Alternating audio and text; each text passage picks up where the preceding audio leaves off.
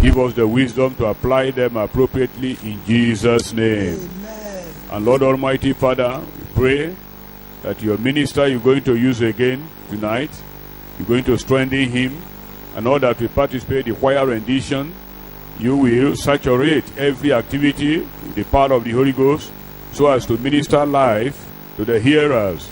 Lord, do so tonight in Jesus' name. Amen. And at the end of the meeting, everyone will go home loaded with your blessings and joy in Jesus' name. Amen. In Jesus Christ's name we pray. Amen. Another Bible study. We appreciate you for being there for us. We also thank God for the grace given to us to run this program on air. And we pray that as you listen again this evening, the Lord will bless you in Jesus' name. Amen. The minister of God been using all along remains Pastor P.B. Oweye. But before he dishes out what God has in mind for us this evening, we want to first of all listen to the choir rendition. And I will pray that as you listen, the Lord will bless you in Jesus' name. Amen. Baba, We thank you once again, our Father, Ọlọ́run olórí ọ̀fẹ́. God of all grace. Àtẹríba wólẹ̀ pẹ̀lú ìrẹ̀lẹ̀ lọ́kàn wa, We humbly bow before you in our hearts, pẹ̀lú ọkàn akẹ́kọ̀ọ́. with teachable and learnable hearts. Kọ́ wa jẹ́ ó yé wa. Teach us to understand you. Ó lé etí mi ni ìwọ ti ṣí. My ears have you opened. Èmi kò ṣàìgbọ́ràn. I did not disobey. Lálẹ́ yìí Olúwa ṣí wa létí. Tonight, open our ears. Fún wa ní ahọ́n akẹ́kọ̀ọ́. Give us the tongue of the Jẹ́ kí learned. ọ̀rọ̀ yìí dàpọ̀ mọ́ ìgbàgbọ́ nínú wa. And cause this word to mix up with faith in us. Jẹ́ kó mú èso jáde. And make it to bring forth Ògo, fruits, ọlá àti ìyìn kó jẹ́ tiyín. so that glory and honor will be yours. Ìbùkún àti ìtẹ̀síwájú kó jẹ́ tiwa. And the blessings and glory will be ours. Ní orúkọ Jésù Kristi ni mo gba àdúrà. He who had received the 2 talents, he also gained 2 talents more. But he who had received the 1 talent went and dug a hole in the ground and hid his master's money. Lẹ́yìn ìgbà tí ó pẹ́ títí, olúwa àwọn ọmọ ọ̀dọ̀ wọn ní dé, ó sì bá wọn ṣírò.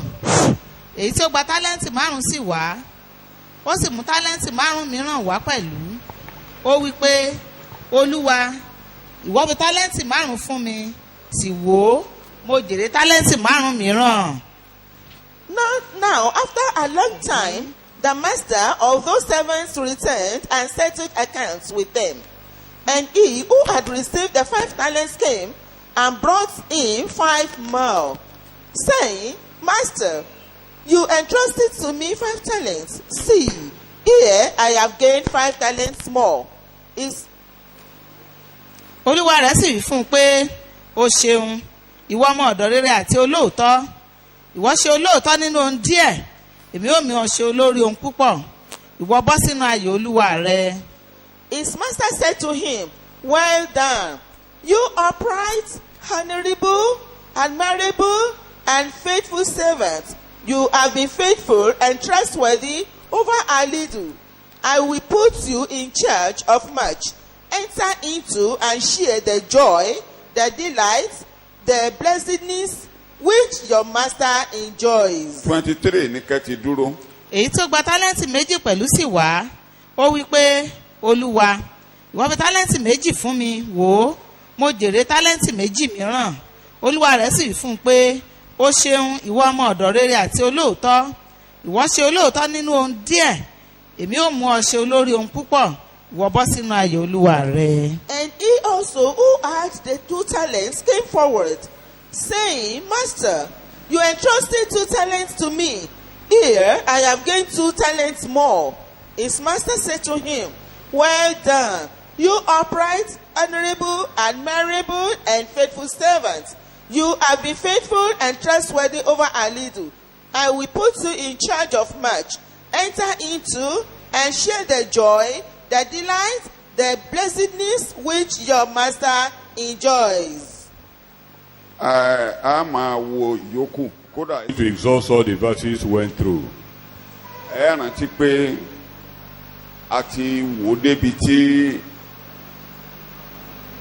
baálé ilé ń lọ sírìn àjò tó pín nǹkan fún àwọn ọmọ ọ̀dọ̀ rẹ̀.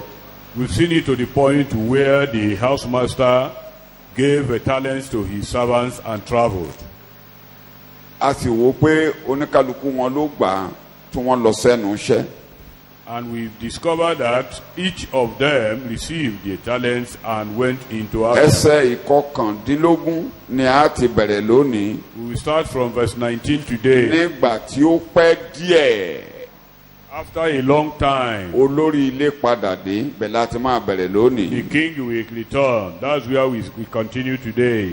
Ẹ má jẹ́ àgbàgbé àní máa rán wa létí àwọn tí a ti wò kọjá torí àkókò wa. We will not go into our previous studies because of time. Ṣùgbọ́n ẹ jẹ́ kókó kan lẹ̀ gbọ́dọ̀ gbàgbé kò sí ẹnìkan nínú ọmọ ilé tí a fún ní nǹkan kan. Nobody is without talent. Everybody is giving one thing or the other. Ó fi lé wa lọ́wọ́, ó fi lé àwọn aráalé lọ́wọ́ ká máa fi ṣiṣẹ́ títí òun á fi dé. Don't forget that he gave individuals to occupy till he comes. Ẹ má ṣe gbàgbé pé Jésù ni olórí ilé yìí. Remember that Jesus is the house master. Àwọn ọmọ ọ̀dọ̀ yìí, àwọn ọmọ Ọlọ́run tí a bí nínú ilé tí a fi ṣẹ́lé lọ́wọ́ àti tẹnumọ́ yẹn lọ́pọ̀ ọgbà tí a yàn tí a bí nínú ilé, àwọn tó ti dàtú bí tí a rán níṣẹ́ nínú ilé ni àwọn ọmọ ọ̀dọ̀ yẹn. And the servants stand for Christians who are purchased by his blood, who are bought with money, who are born again in his house. Thank you. Tí a ti fẹ̀ jẹ̀ra, ó ra wá ní. They have been redeemed. He redeemed us. Inú ilé, a bí wa sínú ilé. We were born in his family. Kò sí ẹnìkan ṣoṣo tí Ọlọ́run ò fi kankan fún tó máa lò láyé. There is nobody without a talent to be used for God in this world. Ẹ má ṣe gbàgbé, ayé ń retí ẹnìkankan láti wá ràn án lọ́wọ́. Gbogbo ayé ló fẹ́ gbà nǹkan lọ́wọ́ gbogbo wa pátápátá. And don't forget that the world is expecting individual of us to manifest what God has deposited in our lives. À ń bẹ̀rẹ̀ lónìí láti rán wa létí pé gbogbo wa ló máa jíyìn ara wa fún Ọlọ́run nǹkan tá a bá ṣe. We begin today by telling you we're going to give account of ourselves based on what we have been given. Gbogbo tá a fi lé wa lọ́wọ́ pátápátá. All those things that have been given to us. Padà. We are responsible. A dẹ̀ máa give account. A máa jíyìn fọ́lọ́run nígbà tó bá dé Jésù nígbà tó bá dé. We are going to give account of all those things we were given. Ẹ sì jẹ́ kélé kó wọnú ọkàn wa. Bí a bá ṣe fún wa tó bẹ́ẹ̀ náà ni à ń retí lọ́wọ́ wa kí a lò nǹkan tá a bá fún wa. Bí a bá fún wa púpọ̀, Ọlọ́run retí púpọ̀ lọ́wọ́ wa. Bó bá tún fún wa ní kékeré, ìwọ̀nba tó fún wa yẹn náà, Ọlọ́run retí pé ká lò ká fi ọgbọ́n lò. To whom more is given, more is expected. God will demand for the commensurate result of what he has given to you. Ẹ jẹ́ kí kókó kan náà kó wọnú ọkàn wa pé. Another point to sink into our mind, because ọ̀pọ̀ ìgbà máa ń rò pé bóyá a ní nǹkan kan. Sometimes we do believe that we don't have anything. Ohun tí a ní ó pọ̀ ju ohun tí a ò ní o. But remember, what we have are more than what we don't. Nínú àlàyé olùgbàlà nínú òwe ó jẹ́ kó mọ̀ pé kò sólófo lára wa o, kò sẹ́ni tí ò ní nǹkan kan lára wa o.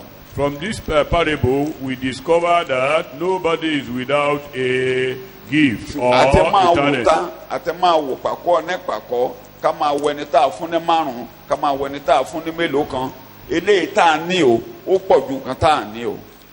Instead of looking at others or coveting others or being malicious against others, why not concentrate on those things God has given to us? Éfésù orí kìíní ẹsẹ̀ ìkẹta lo èdè ńlá kan tí a gbọ́dọ̀ gbàgbé. Ephesians chapter 1 verse 3.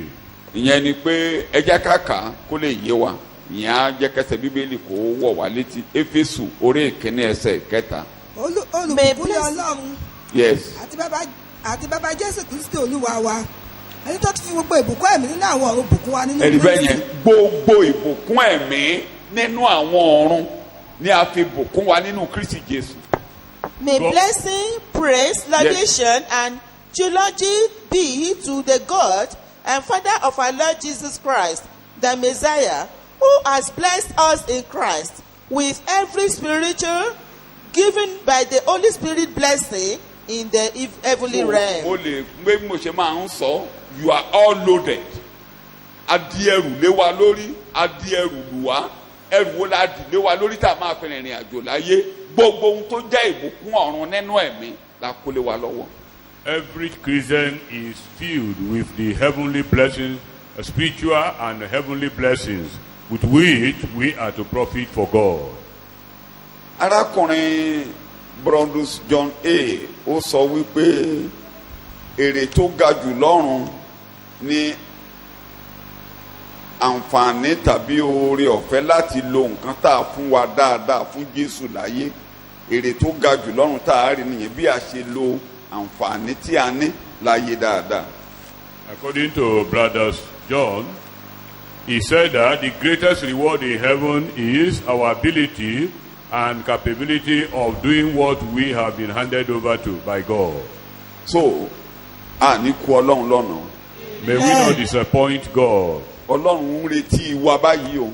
God is expecting us now. Ẹ má gbàgbé, Jésù ò ní padà wá kú lẹ́ẹ̀kejì. Jesus is not coming to die second time. Kò ní lọ sí ìgboro Jerusalem kó tún máa fẹsẹ̀ gbá títì káàkiri.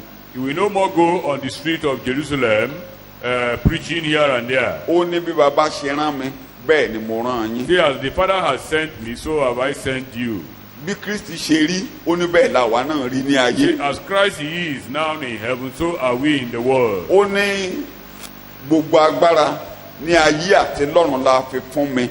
Agbára yẹn ni mo lòun fi tì wá lẹ́yìn pé ká lọ máa kéde láyé. See, all powers in heaven and earth that God has given to him, and that power he has submitted to us to go Kó and tó preach máa in the bá world. èèyàn ọ̀rọ̀ ìrìnàjò lọ ló ti ṣàlẹ̀ fún wa pé a ti ṣe ìdájọ́ ayé, a ti lé ọmọ aládé ayé jáde. Before he went off, he told us that the world had been judged, and the prince of this world had been cast out. Since tá a ti lé jáde, ọmọ aládé ayé yìí ò ní kò láṣẹ kò ní agbára lórí wa mọ́ kò lè dáṣẹ́ Olúwa rú mọ́. Because the prince of this world has been defeated, he has no more dominion over us to So hinder a us. ti fi àṣẹ lé wa lọ́wọ́. Authority has been handed over to us Ẹ o láti jẹ gàba lórí ayé láti jẹ gàba lórí àwọn ogun ọ̀run àpáàdì. to have dominion and authority over the world and over the Ẹ má ghost ti of gbàgbé hell. ó ní tí a bá ti lè gbé mi sókè kúrò ní ayé Remember, he told us that if I'm lifted up from the world, máa fa gbogbo ènìyàn wá sọ́dọ̀ ara mi. I will draw all men to myself. Lọ́nà kínní lẹ́yìn ìgbà tó gòkè lọ In the first instance, when he went up, ó rán agbára láti jí wa dìde pẹ̀lú rẹ̀ he sent the Holy Spirit to raise us up with him láti mú wa jókòó pẹ̀lú rẹ̀ nínú àwọn and ọ̀run. to make us sit down with him So in ibi the tí a gbé heavenly. wa sí lónìí a ga ju gbogbo ìjọba àti ọlá. Where we are sitting today, we are far above all the powers and Gbogbo orúkọ tá à ń dá láyé principalities. a ga jù wọ́n lọ. We are above all names mentioned Kò in the sórúkọ world kan tá à ń today. dá láyé tó máa borí ìjọ There láéláé. is no name or power today that can Ìsọtẹ́lẹ̀ tó overcome sọ pé the mi church. yóò kọ́ ìjọ mi. The prophecy that I will build my church, Ó ti kọ́ ìjọ òun báyìí. he has built the church. Ó lẹ́nu ọ̀nà ipò kúrò nílé borí And he rẹ̀. said the gate of hell shall Ó not lóun kọ́ prevail lórí upon it. àpáta ńlá kan. That it was built on a rock. Àpáta òun náà ìjẹ́wọ́ ẹnu wa. And that very rock is our Pé confession. Kristi ni ọmọ Ọlọ́run. That Christ is the Son of Paul God. wá parí ẹ̀ sí èdè kan Paul kékeré. concludes like this. Pé ẹni tó gbé Jésù wá dìde kúrò ní He òkú. that raised Jesus up Pé from ẹ̀mí death, ìgbàgbọ́ kan tá à ní ni pé ẹni tó gbé dìde kúrò ní òkú yóò gbé wa dìde. that one spirit of faith Yóò we sì have mú is wa that he that raised Jesus wà up, pẹ̀lú rẹ̀. he raised us up and made So us lónìí sit with a him. wà pẹ̀lú ẹ̀ nínú àwọn ọ̀run. Today we are with him in the heavenly. Ọlọ́run àlàáfíà ń fi Sátánì sábẹ́ ẹsẹ̀ wa ní lọ́wọ́lọ́wọ́ God of báyìí. peace has put the devil under our feet now. Ní ìjọ kan àá tó fà wá lọ síbi tó wà. And one day we will physically Torí ó and ní physically take him to àdúrà where tí mò he ń is. gbà nínú Jòhánù orí kẹtàlélógún 24 ni pé mo fẹ́ kí àwọn tó fi fún mi nínú ayé kó wà níbi tí mo wà kán máa wo ògo rẹ̀. The prayer he prayed in John chapter 17 verse 24 is that He wants those whom God has given to him to be with him and behold his glory. ògo yẹn la máa wò nígbà tá a bá kó òun ayé níbí. When we were raptured, we behold the glory. ṣùgbọ́n lónìí à ń wo ọlọ́run láìsí ìbòjú. But today we look at God. à ń pa wá dà láti inú ògo dé ògo. And we have been transformed from glory to so glory. lónìí báyìí à ń yí wa padà lójoojúmọ́. Today we have been transformed níjọ́ kan daily. là á mú wa dọ́gba pẹ̀lú One rẹ̀. day we will finally take a gbogbo ohun tọ́lọ́run translation. ṣe fún wa àwọn yìí. All these that God has done for kẹ́kìn us, kúkú sọ pé ó dà á lẹ̀. He poured it kò mú down kankan on lọ. us. He never- ó dà á lẹ̀. He poured it gbogbo down. agbára tó ń lò. All his gbogbo ọgbọ́n power, tó ń lò. all his gbogbo òye wisdom, tó ń lò. and his gbogbo knowledge. ohun tó ń lò ní ayé. ó dà á lẹ̀ fún wa. He poured everything upon the ẹ jẹ́ kí n church. tẹ̀ ló Éfésù orí kìíní kó lè yé wa Let's look dáadáa at fún Ephesians ìrántí. chapter 1. láti ẹsẹ̀ kẹtàdínlógún From ẹ̀ẹ́dì verse fèsì ló 17. dà á lẹ̀ lé wa We lórí. discover that Jesus poured ó on ní kí us. ojú ọkàn yín kó lè mọ́lẹ̀. pé kí ọlọ́run jésù kristi olúwa wa bàbá ògo bẹ́ẹ̀ ni lè fún yín ní ẹ̀mí nípa ti ọgbọ́n àti ti ìfihàn nínú ìmọ̀ rẹ̀ that's verse 17 you are reading. kí ojú ọkàn yín lè mọ́lẹ̀ Ẹ̀hẹ́n. kí ẹ̀yin kí ó lè mọ ohun tí ìrètí ìpè rẹ̀ jẹ́ Bẹ́ẹ̀ni. àti ohun tí ọ̀rọ̀ ògo ìní rẹ̀ nínú àwọn èèyàn mímọ́ jẹ́ Ẹ̀hẹ́n. àti agbára rẹ̀ tí ó tóbi jùlọ sí àwa tí ó ibi tí mo lọ gbàgbọ́ lóde yẹn. gẹ́gẹ́ ẹ bí sọ iṣẹ́ òyìnbó ẹ̀. agbára rẹ̀. bẹ́ẹ̀ ni ẹ sọ òyìnbó ẹ̀ agbára rẹ̀ tí ó tóbi jùlọ sí àwa tí ó gbàgbọ́ you are reading in English. And so that you can know and understand what is the immeasurable and unlimited and surpassing greatness of his power in bẹ́ẹ̀ and ni for kò níwọ̀n us. agbára tí ò níwọ̀n tí ò ṣe é fi wé nǹkan kan tó rọra dà lé wa lórí tó fi ilẹ̀ fún àwa tí ó gbàgbọ́ unmeasurable abẹ́ẹ̀ ni bó ṣe sọ máàkà. Strengthened in the working of his mighty strength, Bẹ́ẹ̀ni. which he exerted in Christ when he raised him from the dead and seated him in Ó ti his tó. own right hand. ó ní gẹ́gẹ́ bí iṣẹ́ agbára ńlá eléyìí tí ó gbé dìde kúrò nínú òkú. Of the effectual power of the Lord, mighty power of ẹ̀yin náà máa pé mo God. máa fi jà tó fi gbé Jésù dìde. God displayed all his power to raise Jesus kò up gbé from lọ the dead. sókè ó dà á lẹ̀ He poured those powers upon the church bí a ó ṣe àṣeyọrí orí wa ló dà that we are lé going to succeed bí a in bá this ṣe world. ka bíbélì tí a ń The more jọ́sìn we read the Bible lójoojúmọ́ and worship Paul ní God, ojú ọkàn wa a máa mọ́lẹ̀ say, at the kárí eyes kí of agbára our yìí wà fún wa o understanding, we continually be a ò sì enlightened. ní kùnà So that láéláé we behold the Amen. power that have been a ò ní given to kùnà us. láéláé We never fail Amen. forever. ó ti da orí ọ̀fẹ́ lé wa He has lórí poured grace ó ti upon da us. agbára lé wa He has lórí poured power upon us. ó dẹ̀ fún wa ní ẹ̀bùn tá a lò He has given us ó gifts fún wa to ní use. tálẹ̀ǹtì tá a lò He has given us ká fi talent to jèrè. use, to prosper and to profit. Matthew orí kẹẹ̀ẹ́dọ́gbọ̀n Matthew chapter ẹsẹ̀ 25. ìkọkàndínlógún ni a fẹ́ ti bẹ̀rẹ̀ ẹ̀kọ́ lálẹ́ Matthew yìí 19. bíbélì ń sọ̀rọ̀ 25. lẹ́yìn ìgbà tí ó pẹ́ títí ó pẹ́ títí olúwa àwọn ọmọ ọ̀dọ̀ wọn ní dé bó ti wù kó pẹ́ Jésù máa dé o ó bá wọn ṣírò olùbẹ̀yẹn bó ti wù kó pẹ́ Jésù máa dé o. No Now, matter after how a it- long time, a long time. the master of those servants returned and settled accounts with ẹ má jẹ́ them. ká ṣe bí àwọn tó wà nú ayé tí Pétérù bàbá Pétérù sọ fún wa wípé wọ́n sọ pé ìgbà wo ló máa dé gan ìbíbọ̀ rẹ̀ náà gbogbo nǹkan ò yí padà gbogbo nǹkan dá sí ẹ má jẹ́ ká jẹ́ òpè bí àwọn yẹn o ẹ má jẹ́ ká jẹ́ òmùgọ̀ bí àwọn yẹn o. We should not be ignorant as the people in the world who willingly doesn't want to know, and they now decide that God is no more coming after all. ẹ má gbàgbé pé ohun tó wà lọ́kàn Ọlọ́run Ọlọ́run ní sùúrù torí ó fẹ́ rí díẹ̀ báwo ló ṣe máa rí díẹ̀ àwa náà ló máa lò pé kó lè rí díẹ̀ náà ayé. Don't forget that God is having patience so as to get more souls. How? Through those of us that are ẹ̀yin Christians náà ẹ in wo the táìmù world. táwa gan gba Jésù tí Jésù bá ti dé ńgbà yẹn bó làwa ẹ̀ máa yà sí. Now look at the time that we also got born again. If Jesus had come earlier, where would we have àwọn been? akọni dẹ̀ tó wà nígboro tí Jésù fẹ́ kó wọnú ọgbà. And there are still variant ones that are in the town that Jesus wants to integrate. so àájẹyìn wa fún Ọlọ́run nígbà tó bá dé o. We are going to Matthew orí give account kejìlélógún ẹ jẹ́ kí n lọ when ẹsẹ̀ bíi Jesus mélòó kan comes. kí n fìràn wa létí Matthew 18:23 kákan wo díẹ̀ Matthew 18:23 Therefore, the kingdom of heaven is like a human king yes who when he began the accounting, one was brought to him who owed him 10,000 talents. èdè mo fẹ́ lòun bẹ́ẹ̀ ni pé a máa jíyìn o a máa give account o We are going to give account very important eventually. very important Rome orí kẹrìnlá Romans chapter 14. 11 through 12 Rome orí kẹrìnlá. Rome orí kẹrìnlá. nítorí a ti kọ pé olúwa wípé bí èmi ti wà gbogbo eékún ni yóò kúnlẹ̀ fún mi àti gbogbo ahọ́n ni yóò sì jẹ́wọ́ fún Kò ọlọ́run tí ì tán. ǹjẹ́ nítorí náà olúkúlùkù wa ni yóò jíhìn ara rẹ̀ fún ọlọ́run. Gbèdè yẹn. Olú sọ̀yìnbó ẹ̀ torí àwọn tó ń For gbọ́. it is written, as I live, says the Lord, every knee shall bow to me, and every tongue shall confess to God. Acknowledge him to his honor and to his praise. Ó lè And pẹ́ so- o, àájìyàn àwarawa It fún might seem Ọlọ́run. delaying, but we will give account of ourselves. Ó lè pẹ́ o, àájìyàn It àwarawa might fún seem Ọlọ́run. tiring or delaying, Ẹ má but gbàgbé we are going to give account. àwa gẹ́gẹ́ bí èdè bàbá Pétérù ó ní àwa ìríjú ọ̀pọ̀lọpọ̀ oore ọ̀fẹ́ Ọlọ́run. We are that are steward of manifold Grace grace of the Lord. Láìpẹ́ àájìyàn àwa fún Ọlọ́run. Very soon we will give account of ourselves. Kọ́ríńtì kẹ́ni orí kẹrin ẹ jẹ́ kí n kà yẹn náà. Orí kẹrin ẹsẹ̀ ìkínísí kẹrin kéde tí mo mú jẹ́ kí ènìyàn kí ó máa kà wá bẹ́ẹ̀ ìjìnlẹ̀ ọlọ́run. mo fẹ́ lónìí yẹn ìríjú ẹ̀ka lóyìnbó ìríjú yes. Be looked upon as ministry servants of Christ and stewards, trustees of the mysteries, the secret purposes of God. Thank you. Stewards of the mysteries of God. Àti ìkàtàn wa ẹsẹ̀ ìkànnì la máa kà dé ẹ máa kà lọ. nítorí náà ẹ má ṣe ṣe ìdájọ́ ohunkóhun ṣáájú àkókò náà títí olúwa yóò fi dé ẹni tí yóò mú ohun òkùnkùn tí ó farasin wá sí ìmọ́lẹ̀ tí yóò sì fi ìmọ̀ ọkàn hàn nígbà náà ni olúkúlùkù yóò sì ní ìyìn tirẹ̀ lọ́dọ̀ ọlọ́run. Thank you very much. Moreover, it is essentially required of stewards that a man should be found faithful, proving himself worthy of trust.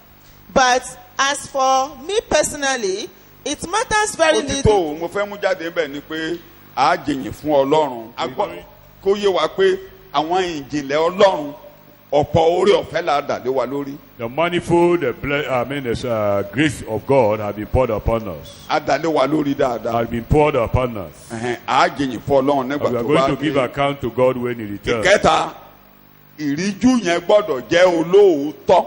And that very steward must be faithful. Ẹ jẹ́ ká lọ sí Matthew orí kẹẹ̀ẹ́dọ́gbọ̀n à ń tẹ̀síwájú. 5 verse 20. Ẹ ka dé ẹsẹ̀ ìkejìlélógún ṣùgbọ́n ẹsẹ̀ ogún 20 and 22 la fẹ́ lò ẹ sáré bá a kà.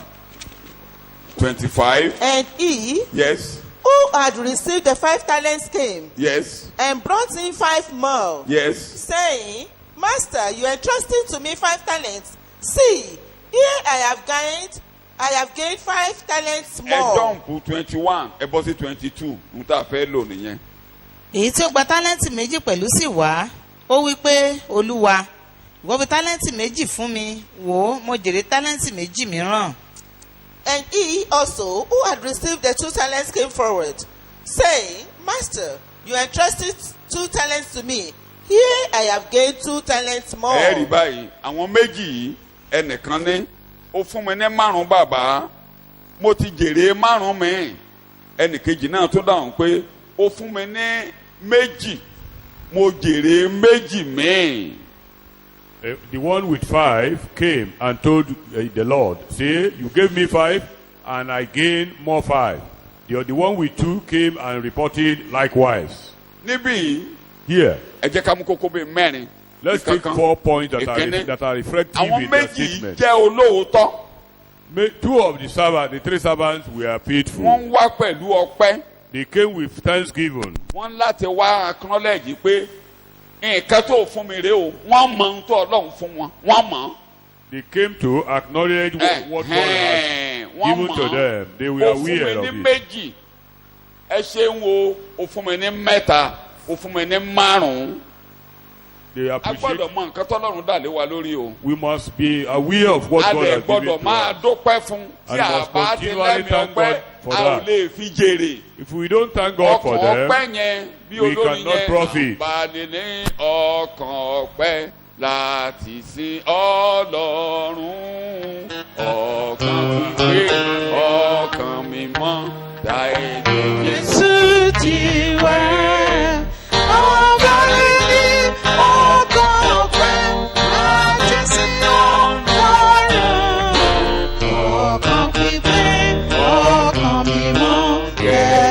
Jésù ti wá. ọkàn ìmoore fún tọ́lọ́run fún wa ká máa dúpẹ́ lójoojúmọ́ a ò dá nǹkan kan ní. Heart of appreciation, having known that we have what we have by the grace bàbá of God. Paul ló ń sọ nígbà tó ń bá wọn ará Kọ́ríńtì sọ̀rọ̀ ní Kọ́ríńtì kìíní orí 4 ló ti ń sọ̀rọ̀. Paul in 1 Corinthians chapter 4 Níbi told tí wọ́n the ti ń jà people ẹni that àpólò èmìlẹ̀ kìíní kan ó when ní kí people ni were ẹni struggling, say, kí ni what ẹni do you kan have tí ò ṣe pé ṣe là that you are fún not yín given? physically spiritually materially kí lẹ ẹni tí ò ṣẹ̀bùn ni. Anything you have, we are given. They are gifts. a ò dá nǹkan kan ní. You are not the so maker. a gbọ́dọ̀ máa dúpẹ́ Must be pé o thanking fún mi God that you have given me. o fún mi You gave it to ìwọ ló me. fi lé mi You are the lọ́wọ́ one that handed it over bí a to me. lójú oore ọ̀fẹ́ la fi lójú. That if we have eyes, it is by the grace of God. abí kan kò lójú méjèèjì láti inú Somebody ìyá was rẹ̀ born wá. blind from his mother's Jésù womb. ní ṣé ó ṣẹ̀ ni ó ní kò ṣẹ̀ bàbá rẹ̀ ò ṣẹ̀ kì í ṣẹ̀ṣẹ̀ rẹ̀ ni. Jesus, ó ní àdàbẹ́ẹ̀ ni àdàbẹ́ẹ̀ fún ògo Ọlọ́run ni. Jesus said that the man didn't commit sin, but for the glory of God. so òun gan tí ò lójú yẹn kó máa dúpẹ́ lọ́wọ́ Ọlọ́run pé ayé òun wà fún ògo Ọlọ́run pé òun lójú méjèèjì. So even the blind, born blind, they should be thanking God that ẹ̀dẹ̀ his máa wo life náà is for the will nígbà of tí God. Jésù dé àfògo Ọlọ́run hàn lára And rẹ̀. when Jesus came, the glory of God was lórí ohun tẹ́ ẹ manifested ní in his life. Ọlọ́run yóò fi ògo rẹ̀ hàn lára yín On lórúkọ what you Jésù. have, God will manifest so ẹ his jẹ́ ká glory. máa yọ̀ nínú ohun tá a ní. Let us rejoice on what we kẹ́ni have. bàbá Paul kọ́ wa nígbà tó ń bá àwọn ará Fílípì sọ̀rọ̀ When he was talking pé ká máa to dúpẹ́ Philippians, ká that máa they should be dúpẹ́ pé ká máa thanking yọ̀ God. ní ìgbà gbogbo. Rejoice always. ẹ jẹ́ ká máa láyọ̀ nínú tọ́lọ́run You bá fi always fún wa. be glad on what God yẹn ni has mo ti given ló to ti ó us. lẹ̀ mọ́ mi láyà lọ́jọ́ kan mo ti ń tẹ̀ mọ́ wa létí pé ohun tí a ní ó pọ̀ ju ohun tí a ní lọ. It stick to my mind one day, and I told you that what we have are more than so what ẹ we máa don't dúpẹ́ have. lórí ohun tí ẹ ní. Thank God on what you àwọn wọ̀nyí have. dúpẹ́ lórí ohun tí bàbá fún These wọn. people, they thank wọ́n mọ ohun tí God. bàbá fún wọn ó dẹ̀ jọ wọ́n They lójú. knew what God has ẹ given jẹ́ to kó them. jọ wá lójú whatever God has given to us. appreciate it. They appreciate it. yóò dáa fún wa lórúkọ Jésù And it Olúwa. shall be well with you in Jesus' ẹ name. tún wá wò ó wọ́n ń ṣírò wọ́n rántí pé ṣe la fún wọn wọ́n ṣírò rẹ̀ ó fún mi ní 5. They kept account mo and ti sọ yẹn remembered wọn ò that gbà God pé has ṣé given kí la them. fi lé They wọn never lọ́wọ́. forgotten that those Ìkẹta. things were given. ìkẹta Number 3, wọ́n rí oore ọ̀fẹ́ Ọlọ́run wọ́n rí ọwọ́ Ọlọ́run nínú ayé wọn. they perceived the favor wọ́n and the dẹ̀ hand padà of wá God in their lives. láti wá forí balẹ̀ And they came back to pé worship kì í Him. ṣe àwọn ló ṣe àṣeyọrí That the success we pé are ìwọ not theirs. ó fún mi ní 5 You were wá the wò one that báyìí gave us 5. oore ọ̀fẹ́ rẹ̀ mú 5 pẹ̀lú Your rẹ̀. grace brought gbogbo ohun forth tí a bá another jẹ́ 5. láyé pátápátá Whatever we become in the àwa world, kọ́ ló ṣàṣeyọrí oore ọ̀fẹ́ nìkan ni The oore ọ̀fẹ́ the nìkan ni success is not ìka ours. Ọlọ́run It ni is by the hand and the ọwọ́ grace Ọlọ́run of yẹn yóò God. sì máa bá wa kọ́wọ́ nínú ìrìn àjò. And the finger of God will ẹ má continue with us jẹ́ in this àgbàgbé journey. it's important We for should not us. forget. ìkẹrin Number 4. wọ́n wá láti wá fi àmì hàn pé Ọlọ́run jẹ́ olóòótọ́. They have come to Uh-huh. return the fact that God is faithful. Pé ó fún mi ní 5 ó Give dẹ̀ me pa 5. 5 mọ́ ó dẹ̀ ràn mí lọ́wọ́ 5 mi rè ó And jẹ́ you olóòótọ́. help me, you are faithful, God. Wọ́n dẹ̀ fìgbàgbọ́ wọn ọkàn wọn hàn pé Ọlọ́run olóòótọ́ ni ọ́ And olóòótọ́ ni there ọ́. was an expression of faith, their faith in the Master, Bẹ́ẹ̀ni. that God is Ó ṣe faithful. o wọ́n ló fún mi o. Thank you, ó you dẹ̀ jẹ́ gave kí me. n lo 5 mi ó jẹ́ kí n mú 5 mi And you bọ̀ gave me grace ó to jẹ́ complete olóòótọ́ fún tó with fi lé mi the lọ́wọ́. 5, and you are faithful to so me. tọ́lọ́run fún wa olóòótọ́ ni Ọlọ́run ẹ má jẹ́ ká gbàgbé. God very is faithful with what He has given to yóò us. sì dùn wá mú yóò pa wá mọ́ He will keep us. yóò ràn wá He lọ́wọ́ will help Amen. us. à á ṣe débi èrè. And we Amen. ẹ jẹ́ ká wo kókó díẹ̀ ní apá kejì pé nǹkan tí Jésù sọ fún wọn ibẹ̀ la máa parí ẹ̀kọ́ alẹ́ sí nǹkan Let's look at the olórí ilé bá second wọn sọ part of what ẹsẹ̀ the master said. ìkọkànlélógún àti kẹtàlélógún. olúwa rẹ̀ wí ọ̀sẹ̀ fún tó un ń pé bọ̀ a máa wo ọmọ ọ̀dọ̀ búburú. olúwa rẹ̀ wí fún un pé o ṣeun ìwọ ọmọ ọ̀dọ̀ rere àti olóòótọ́ ìwọ ṣe olóòótọ́ nínú ohun díẹ̀ èmi ò mọ̀ ọ́ ṣe olórí ohun pípọ̀ ìwọ bọ́ sínú ayọ̀ olúwa rẹ. His master said to him, "Well done, you upright, honorable, admirable, and faithful servant. You have been faithful and trustworthy over a little. I will put you in charge of much. Enter into and share the joy, the delight, the blessedness which your master enjoys." olúwa rẹ̀ sì wí fún un pé ó ṣeun ìwọ ọmọ ọ̀dọ̀ olóòótọ́ ìwọ ṣe olóòótọ́ nínú ohun díẹ̀ èmi ò mọ̀ ṣe olórí ohun púpọ̀ ìwọ bọ́ sínú ayọ̀ olúwa rẹ. His master said to him, well done, you upright, honorable, admirable, and faithful servant. You have been faithful and trustworthy over a little. I will put you in charge of much.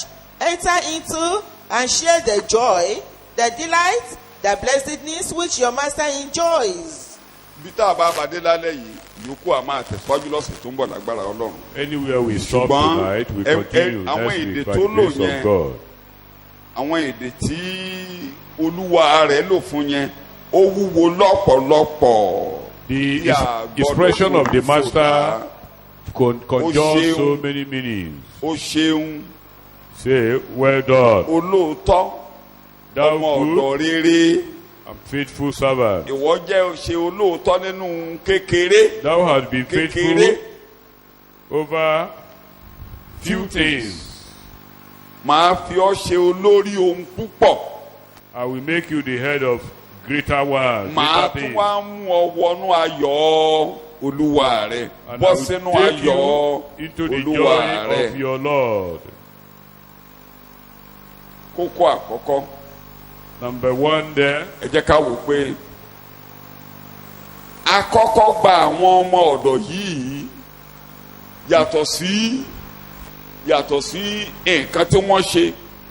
àkọ́kọ́ rí ìwà wọn, àtẹ́wọ́gbà wọn, good and faithful servant. That's their character. before accepting the accountability, that is their character, ẹ má gbàgbé o, attitude. àwa ní pàtàkì, àwa ní number one o. Don't forget we are number one in kí a tó whatever máa sọ èrè investment tá a mú wá o. God has put on us before the profit. ìyẹn ó túmọ̀ sí pé ntọ́lọ́run ń wò ní ọkàn òtítọ́ tí a fẹ́ bá wọn ṣiṣẹ́. ọkàn òtítọ́ wa God kì í is- ṣe ohun tí a ṣe gan-an ṣùgbọ́n pé a jẹ́ olóòótọ́, a jẹ́ ọmọ gidi, good servant, good two things, good and faithful. God is primarily interested in our moral standard in Thank you. dealing with Him. That is the meaning of good there, that you are good, that you are morally Ọ̀kàrẹ̀. justified or ọ̀kàrẹ̀ upright.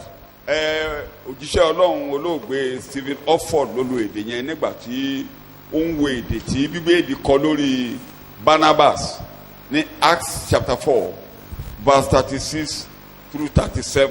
ẹ jẹ́ ká kà á. Now Joseph, Yes, a Levite and native of Cyprus, yes, who was surnamed Barnabas Yes. by the apostles, Yes. which interpreted means son of encouragement, yes, sold a field which belonged to him, Yes. and brought the sum of money and laid it at the feet of the chapter apostles. 4 mo ní ká ẹ̀ka o verse 36 ṣe ẹ̀ tí ń kà. àti Joseph máa tí kà. àti ọwọ́ àwọn àpọ́sítélì sọ àpèlé rẹ̀ ní Bánábà bẹ́ẹ̀ni ìtumọ̀ èyí tí jẹ́ ọmọ ìtùnú Bẹ́ẹ̀ni. ẹ̀yà Léfì Bẹ́ẹ̀ni. àti ará Kíprù bẹ́ẹ̀ni ó ní ilẹ̀ kan Bẹ́ẹ̀ni. ó tà á ó mú owó rẹ̀ wá ó sì fi í lélẹ̀ lé ẹsẹ̀ àwọn àpọ́sítélì. ẹ ti kà dé 37 tí a bá wá wo ìgbà tán wá ṣe ìrìn àjò ní chapter 14 nígbà tó lọ tí wọ́n kéde ìrere tí wọ́n padà lọ wo àwọn tán kéde fún wọ́n ní good man wọ́n ní Barnabas ó dára ó dẹ̀ kún fún ẹ̀mí mímọ́ àti ìgbàgbọ́. èdè mẹ́ta náà lò fún ní Acts chapter 14. A good man, very good and faithful and full of the Holy Ghost and faith. When the Barnabas now, when they returned for visitation over their missionary journey, they commended him and said that he happened to be a good man.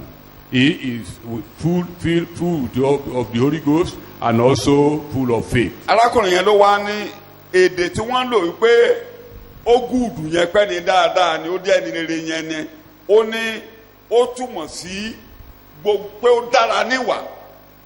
dára níwà You see, when we say somebody is good in this context, it means that he is morally justified. His character is of a standard. And gbogbo ohun tí a kó sínú pé ó good, a kó ìyọ́nú, a kó ìdáríjì ní, a kó ìpamọ́ra, gbogbo ẹ̀dá a kó sínú ẹ̀, gbogbo ẹ̀dá Kristi la kó sínú pé ìkan dára. So Christ's characters are embedded in the word good. You are tolerant. You are sober. You are patient. You are not vindicative. You are meek. You are tolerant. Is teachable, humble, submissive. Nothing is so big for him to give to God. He sold his land and gave to God. He is good. He is good and is an absolute character. He could surrender anything to God. He can sacrifice his life. Look at this Barnabas.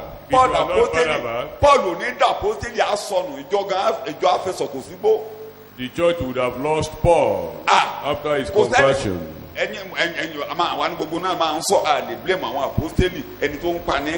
cannot outrightly blame the apostles because he was a terrorist. Nobody will like to accommodate him. But the character of Barnabas is good.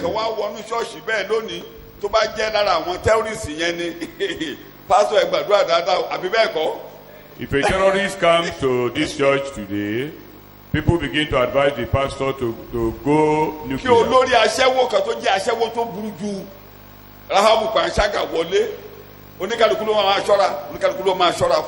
But Barnabas tó dáa tí kò ṣọ́ra fún ó rìn mọ́ ó sún mọ́ ó rìn mọ́.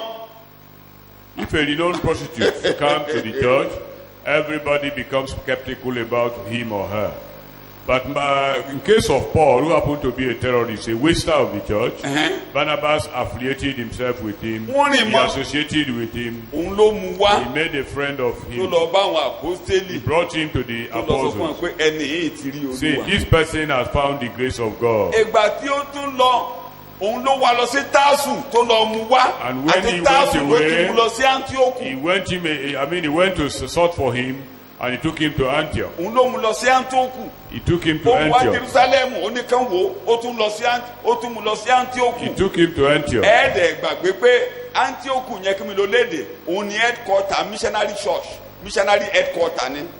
Remember, technically, Antioch happened to be the missionary headquarters of the Gentiles. From there, the gospel got disseminated to other parts of the world. Because Barnabas was good, he was sent there to just have the comfort and goodness of Paul. He can exhort people. May the Holy Spirit help us. Our gift is nothing if our character is nowhere.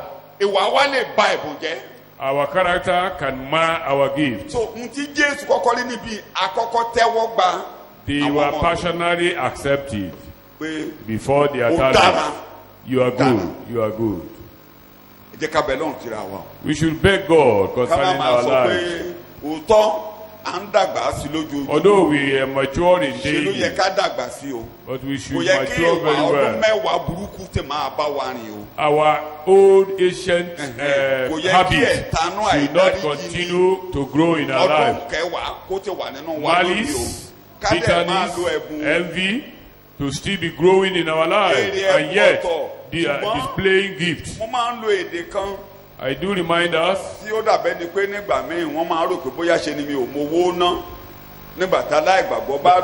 sometimes it appears as if I don't know how to spend money. When an unbeliever comes to give money to God, he is the prime before God, not the money.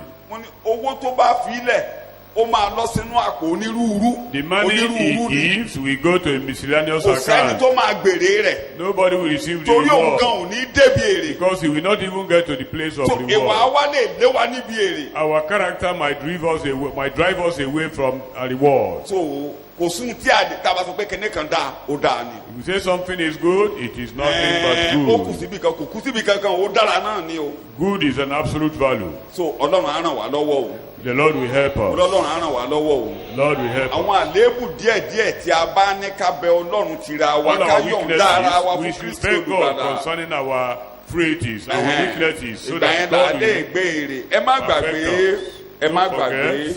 níbi tá à ń kà yìí. this place will be. ká mú kókó kékeré kan lábẹ́rẹ̀. àkọ́kọ́ tẹ́wọ́ gba Ébẹ́lì ohun méjì ló ṣẹlẹ̀ nínú Abel, for instance, Genesis was chapter first of 4. all accepted by God. Our performance iṣẹ́ wa ń tà ṣe àtọrẹ wa kó Our, lè jẹ́ ìtẹ́wọ́gbà ìyẹn ni sọ pé ní apá kejì well done o ṣe ọmọ ọ̀dọ̀ rere a ti rí ọmọ ọ̀dọ̀ rere níbẹ̀ ó wá ṣeun o akọ́kọ́ gba Ábẹ́lì o ká tó bójú wọ ọrẹ rẹ̀ o akọ Káínì ká tó kọ ọrẹ rẹ̀ Ọlọ́run ní kọ̀ wálẹ̀ o. Amen. Abel was first of all accepted before his offering. Likewise, Cain rejected ẹ jẹ́ ká ka before his Genesis orí offering. kẹrin ẹsẹ̀ kẹrin yẹn Genesis Àti Ábẹ́lì Genesis chapter 4 òun verse pẹ̀lú 4. nínú àkọ́bí ẹran ọ̀sìn bẹ́ẹ̀ ni. àní nínú àwọn tí ó sanra Olúwa sì fi ojú rere wo Ábẹ́lì àti ọrẹ rẹ̀. ó fojú rere wo ta ni wọ́n pè é Abel. àti kí ni wọ́n pè é. ọrẹ so rẹ̀. nǹkan méjì bí a ṣe wà yìí Two things. àwa gan We Ọrẹ wa. as individuals and our offerings. àwa gan ọ̀rẹ́ wa We as individuals and all our offering. Ọlọ́run á tẹ́wọ́ gbà wá o. The Lord will Amen. accept us. Acceptable before Him.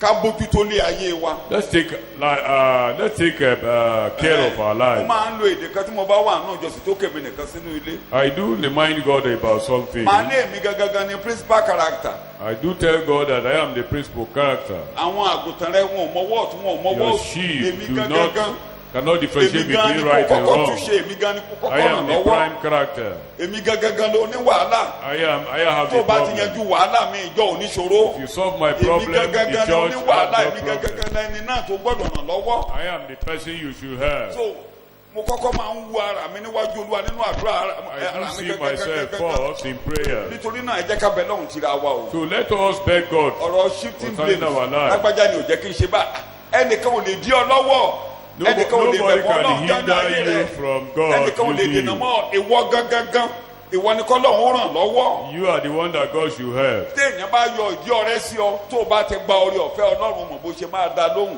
If somebody is maltreating you and you receive the grace of God, you will know how to respond. Yorùbá ló ní àbí Bíbélì tiẹ̀ ní ó ní ìdáhùn pẹ̀lẹ́ ó mú ìbínú kúrò. A gentle response, stilled or béèyàn gbé reduced bínú jáde sí ọ tó anger. bá ti gba orí ọ̀fẹ́ bó bá ṣe dá lóhùn gbogbo tó gbélé ní ló máa sọ̀kalẹ̀. Even if anybody is gbogbo tó fierce, gbélé ní ló máa sọ̀kalẹ̀. someone is fierce against you, the way you respond ẹ wo orí will ọ̀fẹ́ tí bàbá dá tó contain rí gbà ẹ wo orí ọ̀fẹ́ tó or rí gbà. pacify him. ogun tó le jù láyé tí ò lè jẹ́ kó ṣàṣeyọrí la kó sí láti lè sọ. Saul was determined pé kò ní jọba. David received the abundant grace of God because Saul was a very terrible enemy of David. ó ti realize pé kódà ìgbà tí wọ́n máa gé tí aṣọ ẹ̀ gan tí David máa gbé sí báyìí ó ní mo mọ̀ pé wọ́n ló máa jọba. And he got to a point in his pursuit of David, and David caught, a part of the hem of his garment. He confirmed that he knew that David would become ó tún king. gbẹ̀gbẹ̀ omi ẹ̀ He took his bottle of water as well. ó tún nà sí báyìí wò gómi àtọ̀ Raise it báyìí up to ọmọ him. kan wá bílẹ̀rì ní kó wá gba ọ̀pá bàbá kí ni mo ṣe tóun lé ṣiṣi káàkiri. Say, why are you ó pursuing wá ní me? mo mọ̀ dáadáa pé ó máa jọba jọ ṣàṣàánú fún Confirm lèmi me, say, mo I mọ̀ know dáadáa you will ó rule mọ̀ as kó a máa jọba king. ṣùgbọ́n kò fẹ́ kó jọba. He knew he will reign, Ta ló máa ń but fi he didn't ènìyàn want him jọba? to reign. ta ló máa ń gbé ní sípò. Is he not God that enthrones? Ọlọ́run ló pè wá. God called ẹgbẹ́ us. de Jésù ó lémi ni mo fi yín sí ipò. Say, I appointed you. Sọ̀kù sógun ọ̀rọ̀ àpáàdì tó lè dúró ti ẹnìkan kó ba ayé rẹ No jẹ́. host of hell can thwart the program of God in your life. Ẹ jẹ́ ká bẹ̀bẹ̀ fórí ọ̀fẹ́ No láti matter bí bá what ṣe máa rí the a. human being Ìyẹn ló ń generates, jẹ́ character wa. ask for the grace of God Ṣé ẹ mọ̀ pé to know how to handle the wà á situation. lè ṣú wa àní tán bá tọ́ mi ò rí ìgbà tán bá tọ́ náà la máa mọ irú ẹni tó jẹ́. After misbehaving, you begin to give reason for doing that. Bí mo ṣe wà That I báyìí was provoked. mi ò rí dá sí I mi was ò rí provoked. ẹnikẹ́ni lẹ́nu òtún bẹ́ẹ̀ yẹn bá tọ́ Some mi o. people might even say that No, they are so nonsense. gentle, Ṣé ẹ̀rẹ́ mi they tí o don't pa talk to nọ́ọ̀sẹ̀sì inú anybody. ẹ̀yẹ gan òun lẹ̀ mí wèrè.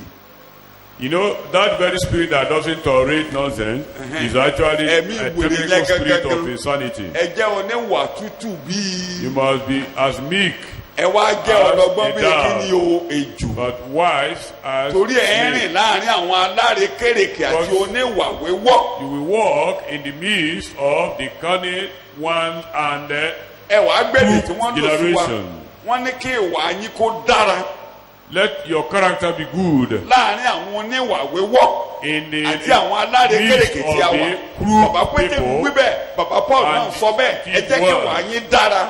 Let your behavior be good. Níbòmíì ó ní kí ẹ jẹ́ kí ọ̀rọ̀ yín kó ní oore ọ̀fẹ́ nínú. Let your Eléyìí word tí a be fi yọ̀ seasoned dùn kó with níyọ̀. salt.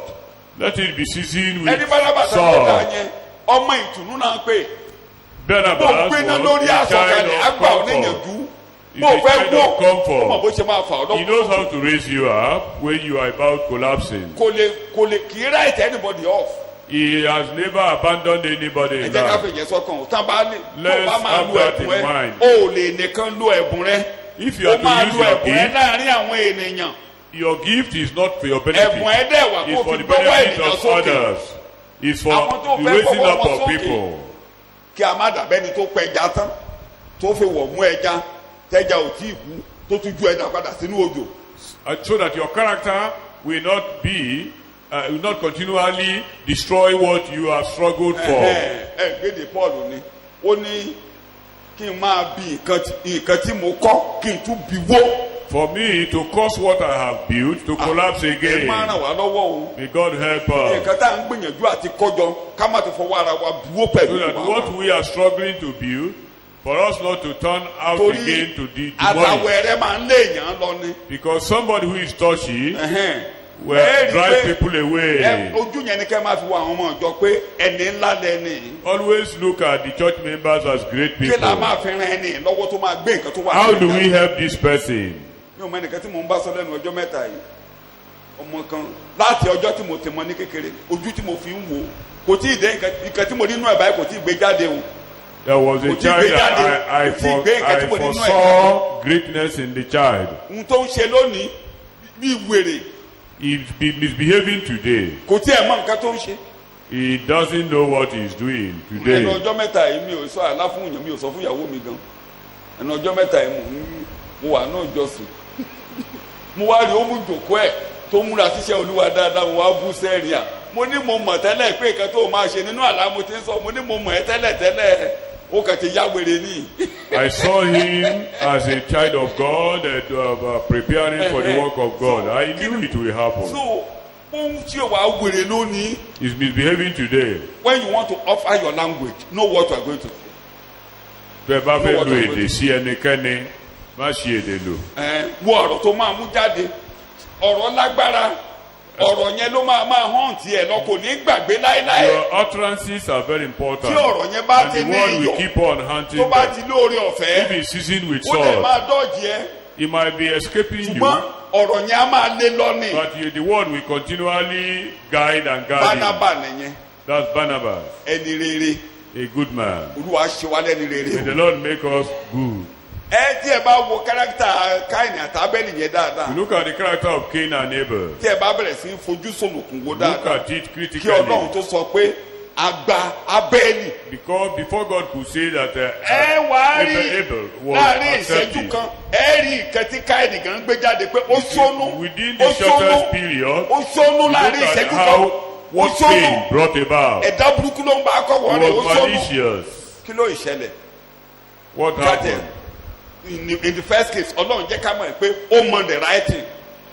We were persuaded there that he knew the right Torí thing ìgbà to do. tójú ẹ̀rẹ̀wẹ̀sì tọ́lọ́run wá bá. God- Olójú ẹ̀rẹ̀wẹ̀sì kí ló ṣe ọ́? When his countenance was not Bó o bá ṣe rere. usual, God Ara told kì him, yóò háyà. if you have done the Ìyẹn right ni thing, pé ó mọ̀ pé kò ṣe rere. God knew he didn't do well. Káìní mọ̀ nǹkan tó yẹ kó ṣe kò And ṣe. Cain knew Torí pé ó what jẹ́ èèyàn he búburú, should ojú do. ẹ̀rẹ̀wẹ̀sì. But because he was Ìlara gbé wicked, wọ̀. his countenance dropped. Ìlara gbé wọ̀. He was Ọlọ́run wá envious. kìlọ̀ fún ẹ̀rí pé ó burú dáadáa. And God warned him.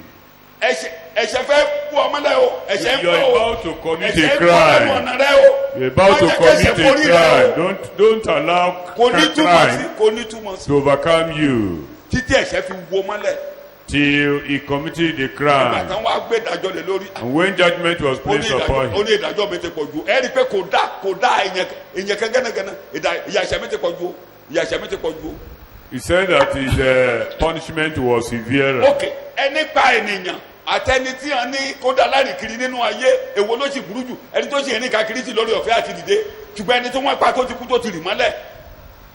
Somebody that is declared vagabond and wanderer, he still have opportunity of surviving. What of the one that was Torí eliminated? Yorùbá sọ pé bí àkú ìṣe ò tán.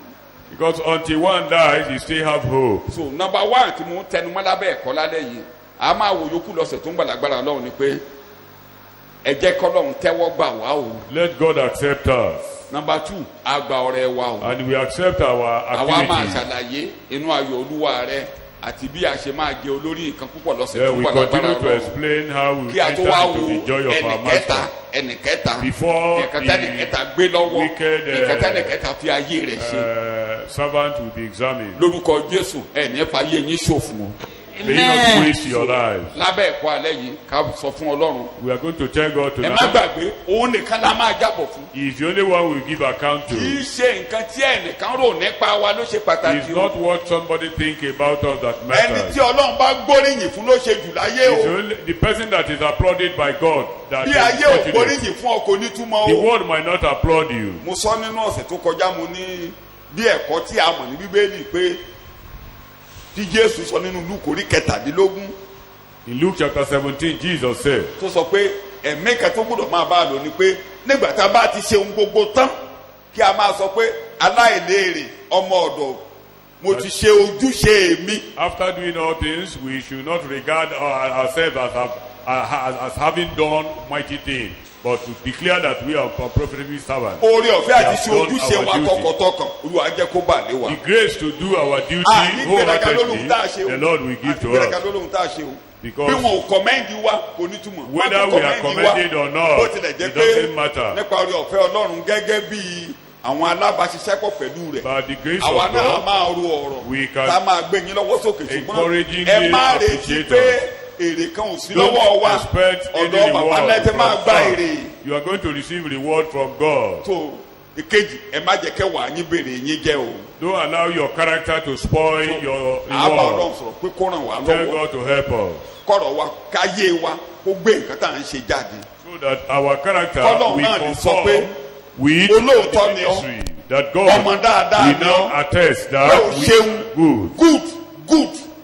good that word good kọ́lọ́run ló sọ bẹ́ẹ̀ nípa wa pé o dára That God could say of us that we are good good o dẹ̀ ṣòótọ́ and that we are faithful. pé a ṣòótọ́ sí ìpè wa. Faithful to our níta ní ká calling. ṣe pé à ń ṣe bí Ọlọ́run ṣe ní ká ṣe. Do what God a lu says ẹ̀bùn wa bó we ṣe should ní ká lò do. ó. Using our talent the Olúwa way we ought ràn to. mí lọ́wọ́ ẹ jẹ́ ká gbàgbọ́ help lórúkọ us, Jésù help Olúwa wa. me. Torí ìwọ ló máa sọ o ọ̀dọ̀ ẹnu ẹ ló ti máa jáde You o. are the one that we say Dáwọ́lé that. ọ̀fẹ́ rẹ lé mi lórí Olúwa. Pour your grace upon me. Grace to equal our characters with the ministry or ministration in Jesus' name. Amen. We don't want our character and the ministry or what we are doing for you to be at variance. Our character must strictly agree with your word. Lord, give us the grace and the strength in Jesus' name. Amen. Let the Holy Spirit take control of our lives in Jesus' name. Amen. When the time for reward comes, Lord, count us worthy to be there in Jesus' name. Amen. In Jesus Christ's name we pray. Amen. Jesus Christ. Amen. The love of God Amen. and the fellowship of the Holy Spirit Amen. be with us now and forevermore. Amen.